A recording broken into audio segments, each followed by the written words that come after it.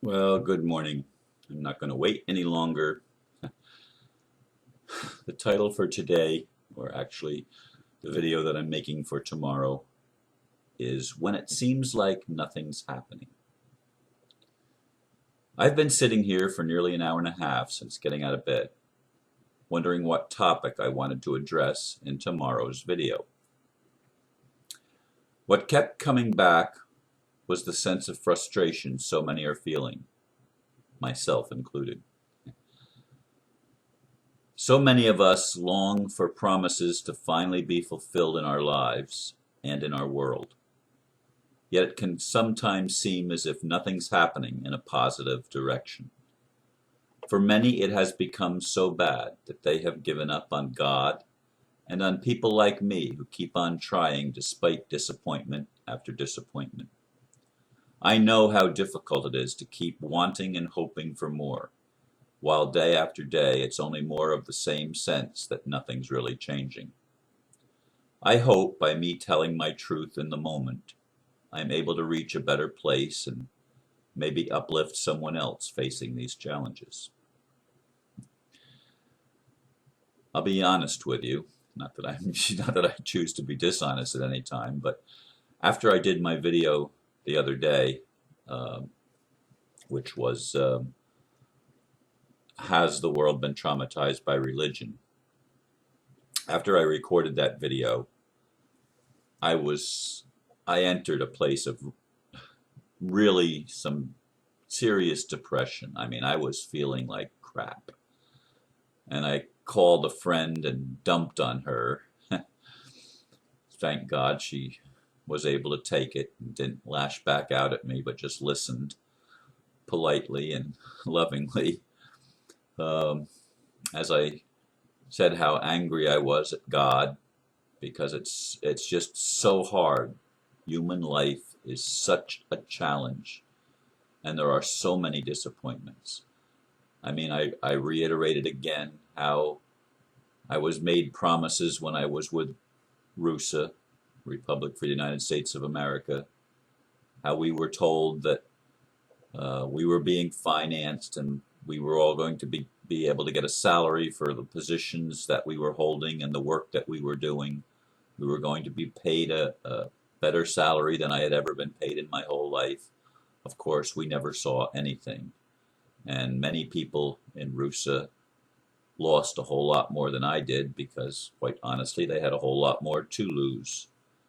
Uh, they sacrificed and sacrificed and sacrificed for the dream of bringing back the foundation of a country that we had been given by our forefathers that had been stripped and robbed by the bankers from Europe and others that took control of our country completely in the early part of the 20th century, but even the latter part of the 19th century when they incorporated everything. And we worked hard to try to bring back common law and try to get courts to do justice instead of injustice and try to get a system that worked for the people instead of against the people.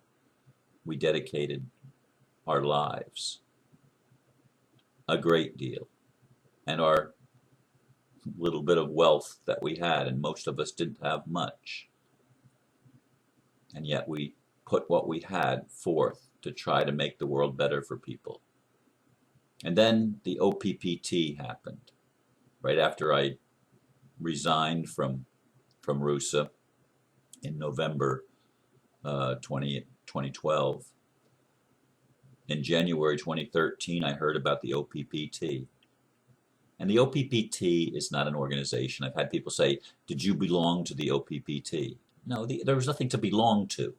The OPPT were merely filings based on the Uniform Commercial Code that foreclosed upon the corporations that were operating human slave trade, extortion rackets.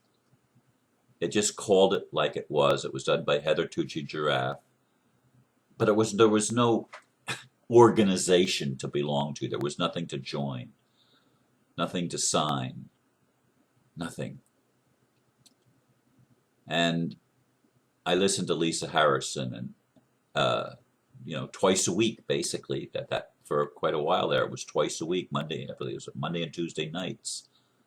I was listening to Lisa Harrison and the crew there with Bob uh, and Brian and others, and it uplifted me. It gave me hope that maybe something positive is going to happen. Of course, there was no enforcement, because they were talking about we needed to enforce it. We need to put that whole concept inside of us. But if we just put it inside of us and it doesn't happen outside of us, it leaves us frustrated.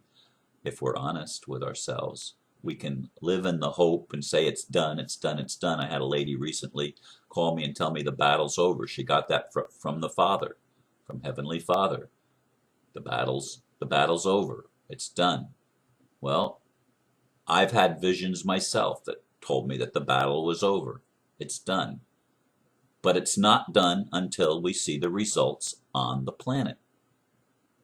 I don't want to fool myself, and I'm not trying to fool you. I know better. Nothing is done until it happens on Earth. It doesn't matter if it's done up there. Until it gets down here, it doesn't affect our lives. Not really.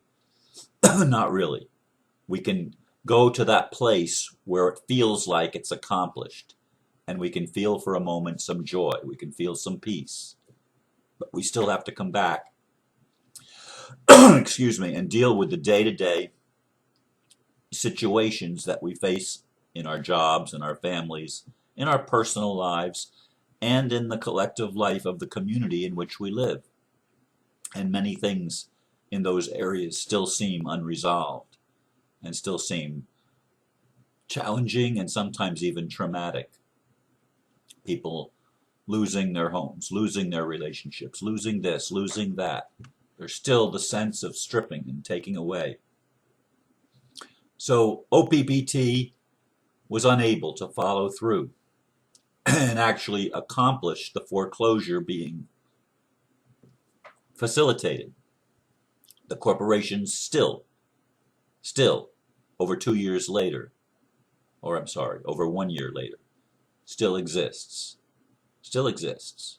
Nothing really changed. Nothing. The foundation was laid for changes. There have been lots of lawful foundations that have been laid. The International Criminal Court of Justice, or whatever, the thing that, what's his name? The minister from Canada, Kevin Annett, that he's been working on for such a long time. And other people that are working on the New Earth Project and Ubuntu and a lot of other things. There's a lot of good things going on this planet. And yet the criminal cabal, the criminal corporations continue to work. And then along came, and I heard about it probably in May or so last year, I heard about Swiss Indo. It was just, another idea that was being floated, another group that was being formed.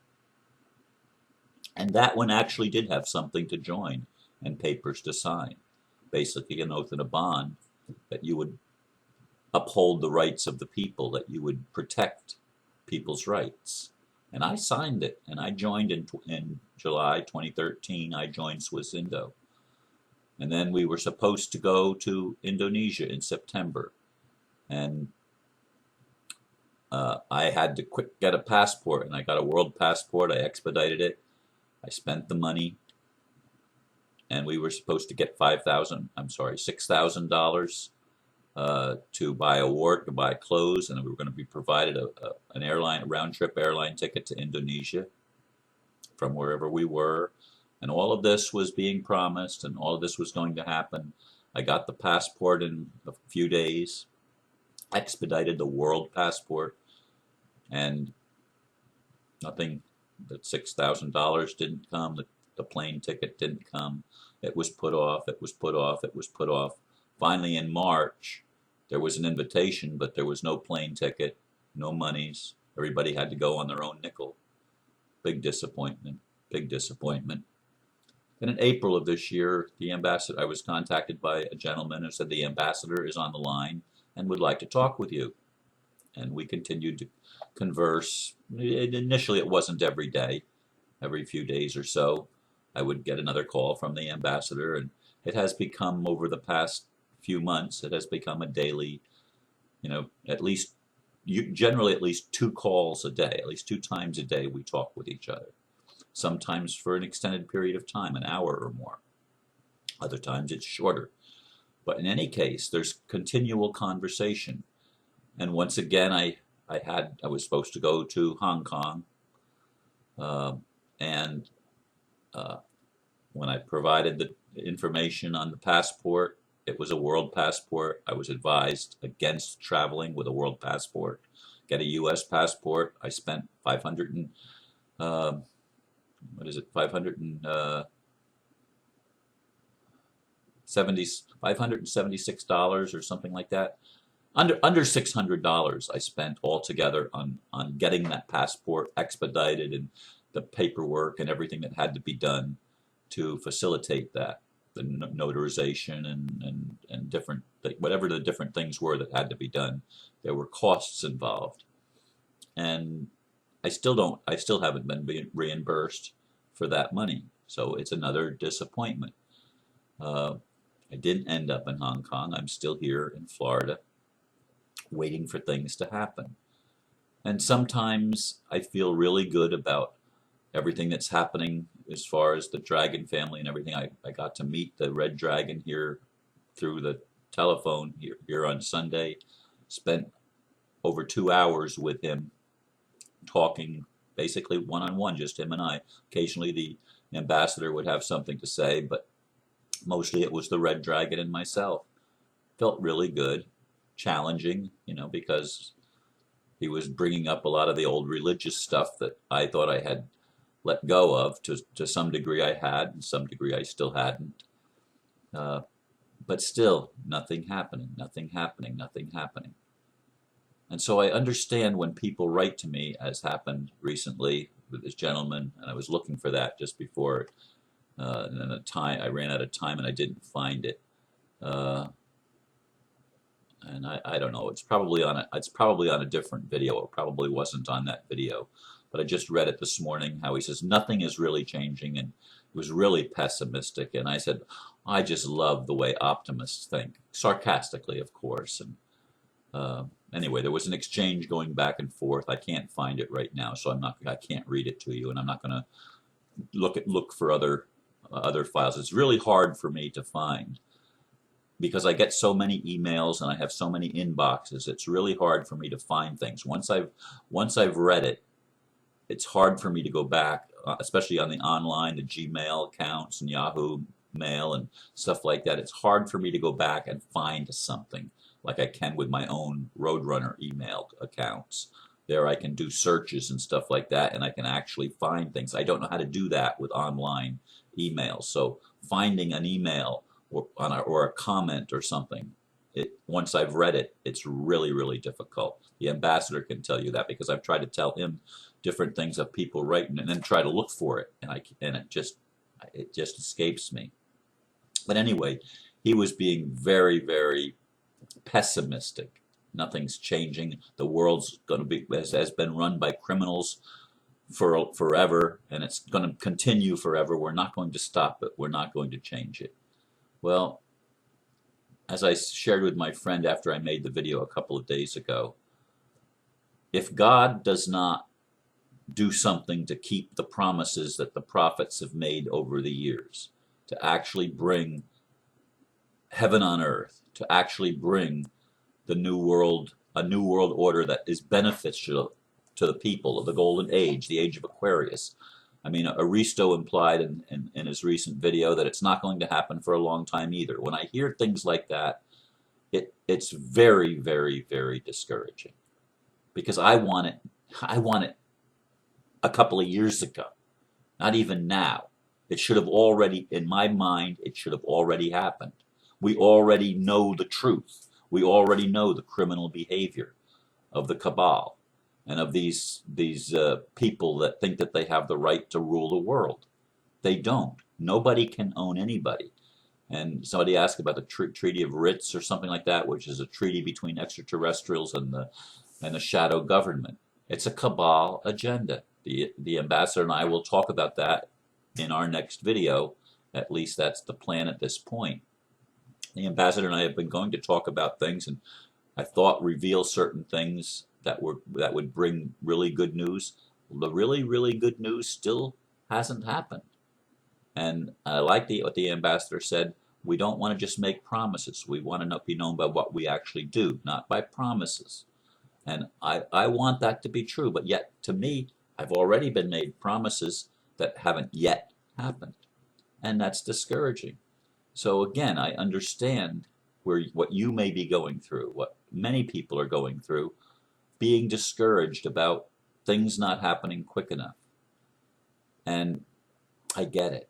I just want you to know that I get it. And I get really upset at God, because that's what I know. And I know God is me and God is in all of us, but I still want a God that's love. And love means God is personal. Love means God hears what I'm saying, even what I'm not saying, even the cry of my heart, the longings to have things happen that bring peace and joy and love and romance. Yes, romance. Yeah, I still long for that too. And very little happens. Very little happens. But I'm not going to give up. To the best of my ability, I'm going to continue day after day, even like today, when I didn't know what to talk about. And it might not be my most inspiring message ever. It's certainly not. It doesn't feel so at this point, and I'm almost finished. But I'm not going to give up. As long as I have breath, as long as I have the ability, I'm not going to give up. Because I came here to help co-create a world that really does work for the people. Not for corporations, not for liars, not for extraterrestrials that are demonic in nature, not for those that want to abuse others, but for the people who long for something better and want more than promises, but want to see the actual fulfillment of what has been promised and what has been written in our hearts all of our lifetimes. That's all I'm going to share for now. Thank you for listening. Namaste.